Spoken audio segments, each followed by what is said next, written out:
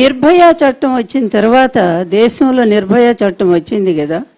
ఆ నిర్భయ చట్టం అనేది కేవలం 4 నెలల వరకు, అంటే చేసినటువంటి నేరాన్ని గుర్తించటం, ఆ నేరాన్ని గుర్తించిన తర్వాత దాన్ని అమలు చేయటానికి తీసుకునేటువంటి టైం ఎంత అంటే 4 నెలల టైం తీసుకున్నారు వాళ్ళు.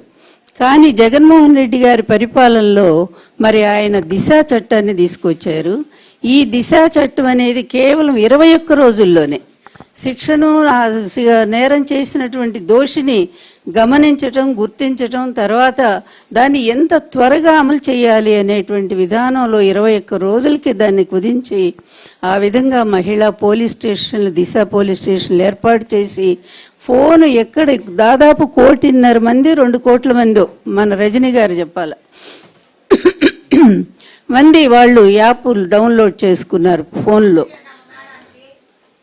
ఆ రోజుల్లో అమ్మాయిలకి నిజంగా ఎక్కడ ఏ చిన్న గొంతు ఏదో పోయింది నాకు,